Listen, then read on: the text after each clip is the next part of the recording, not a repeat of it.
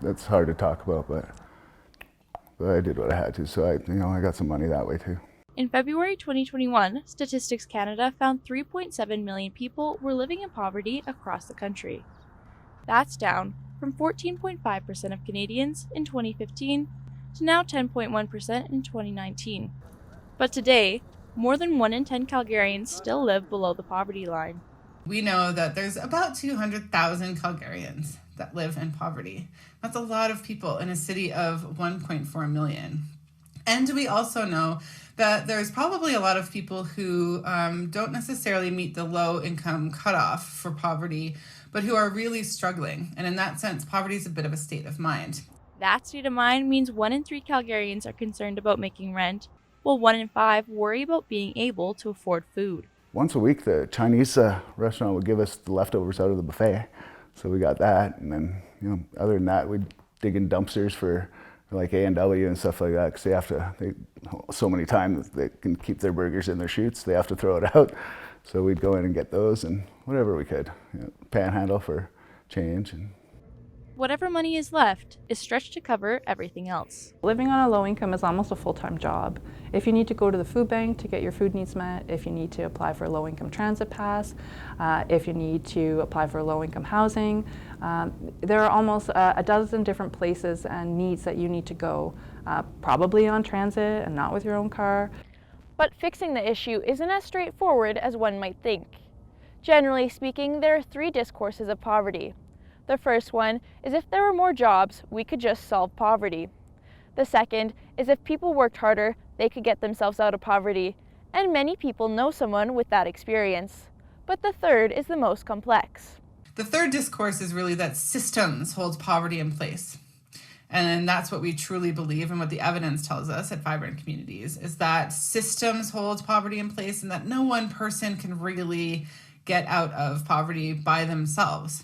Alberta has income support programs in place to help those struggling with expenses like clothing and shelter. It's a system that helps 105,000 Albertans, but strict eligibility requirements means getting off income support can be challenging. If you wanted to work while on income support, we actually penalize you pretty quickly and claw back money if you start to work.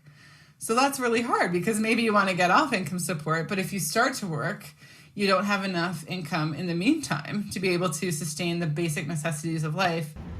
And for those who can't sustain the basic necessities of life, they may have to go to extreme lengths. he asked me about panhandling as well. He's like, what do you think about people panhandling out there? These are people that do not want to go out and commit crimes. They're just people trying to get by. Another requirement has to do with savings. As soon as an applicant starts to save more money, they qualify for less support. Financial emergencies force some low-income Calgarians to turn to payday lenders, where loans are handed out with up to 400% interest rates, pushing them even further into debt. Then perhaps you have to make a trade-off and you have to remove your sliding scale bus pass. Even though it's a bit cheaper, you still can't get there because it's $20 a month that you don't have or you're not able to eat. And then all of a sudden your transportation is taken away from you and you're not able to access supports like the food bank in order to eat. And the Calgary Food Bank can be difficult to get to if you aren't able to use public transportation, making a potential solution even harder to access. Last year, 88,177 emergency food hampers were given out to Calgarians in need, making up the bulk of close to 122,000 hampers delivered through all programs. The Calgary Food Bank says the demand for emergency food hampers increased by 30% over the past year, meaning the emergency food hamper program distributed 4.1 million meals in the city. We've normalized these systems. We celebrate how many pounds of food were given to the food bank instead of looking at that and saying that is shameful that many people can't eat or that we need that much food. And in reality, what we need is proper income for people to be able to purchase their own food. It's easy to focus on the systems and forget about the people who need them. So I always tell people in the community, I'm like, instead of walking by them and judging them and stuff like that, bring them a sandwich and a bottle of water and sit down and hear their story. You'd be shocked to know where a lot of these people come from. That's just one example of how systems designed to help those living in poverty can work against someone, forcing them deeper into financial trouble and possible situations where they can no longer afford a home. But they're all embedded in this kind of really larger system of structural opportunities and also limited opportunities that are available to some. So we really have to take into consideration that a lot of the factors that contribute to homelessness are really structural rather than personal. Those structural factors can be as simple as an economic change causing someone to lose their job. Being homeless is not only living on the streets. It's living in shelters, or a car, or crashing at a friend's place. It can also mean having a home, but being at risk of losing it. Homelessness is the last stop for someone living in poverty. They suffer enough. Sorry, gotta give me a minute. It's like I was showing you, like, nobody knows what brings them to homeless. People think they make the choice, like they make the choice to become addicted to drugs and make the choice to become homeless. But no, they've been through so much in their life that they don't know what else to do. Paul's story is not uncommon, but it is unique. No two people experience homelessness the same way. Those living with less are more vulnerable and lack the income or support to stay housed. And while anyone can find themselves on the brink of homelessness, there are groups more susceptible to it. There's some groups that are really overrepresented.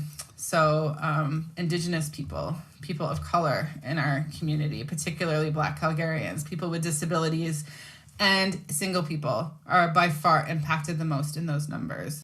Indigenous people experience the highest levels of poverty in Canada, which includes 25% of adults and 40% of children.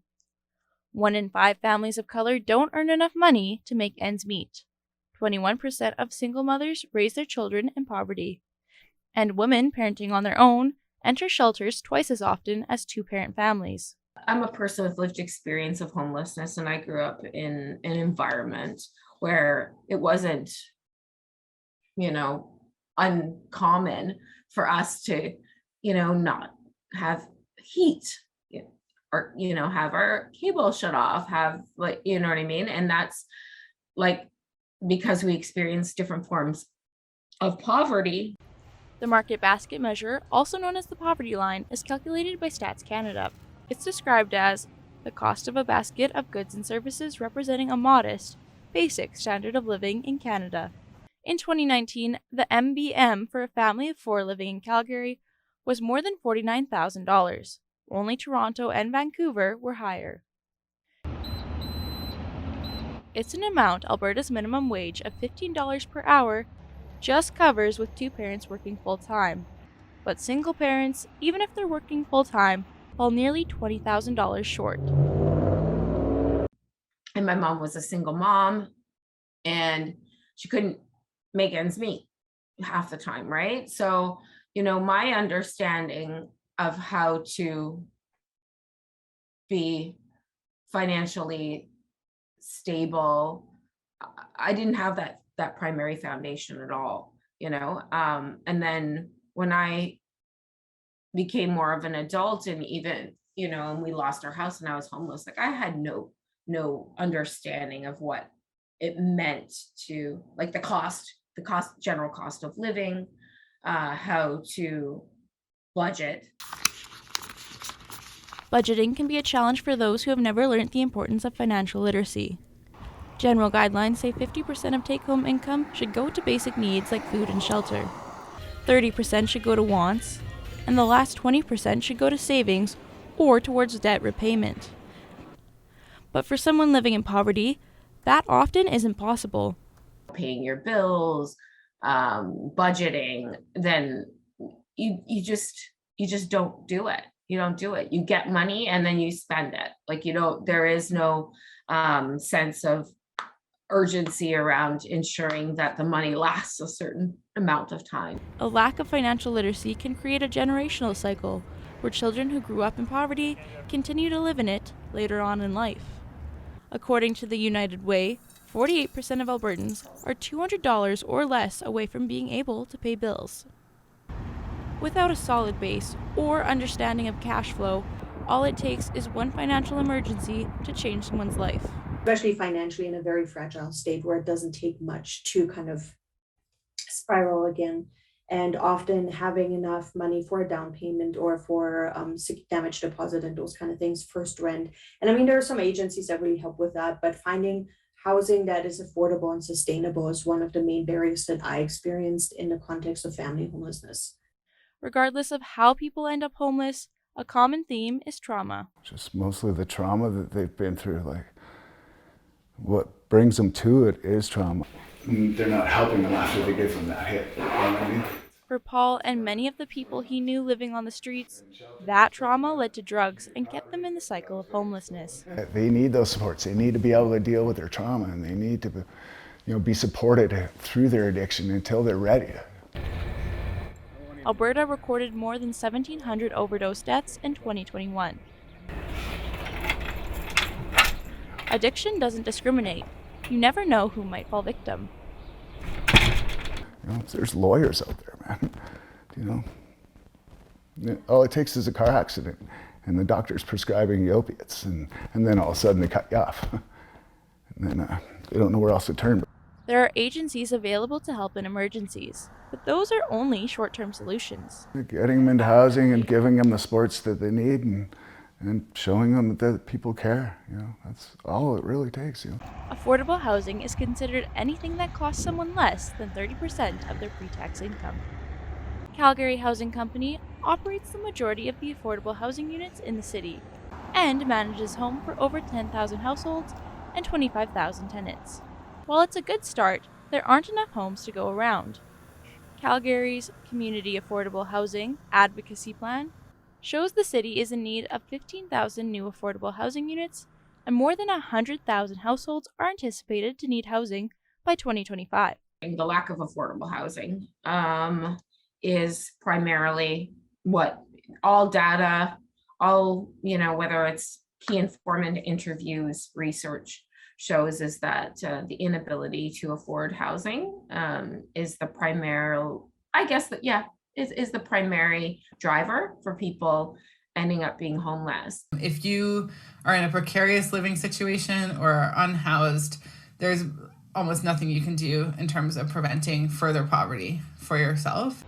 The COVID-19 pandemic is sparking a drastic increase in the need for poverty reduction services. In March 2021, the City of Calgary reported another 77,000 people fell into poverty compared to the previous year, a 40% increase.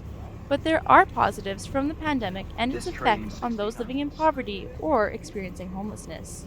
The approach taken to caring for that segment of the population shifted to something more collaborative. During COVID, you saw that public health, like homelessness was seen as a public health issue, right? Whereas before, primarily, public health and housing was sort of siloed, right? So you're seeing more of an integrated approach to dealing with people who are experiencing homelessness. And I think that that's something that will probably continue. Poverty doesn't just impact those who experience it. Studies show it cost Alberta $7.1 to $9.5 billion in public services like healthcare, crime, and lost economic opportunities. In the long run, it would be cheaper to house people than it would be to keep them out on the streets. And that's what a lot of people don't realize as well. It would be a lot cheaper.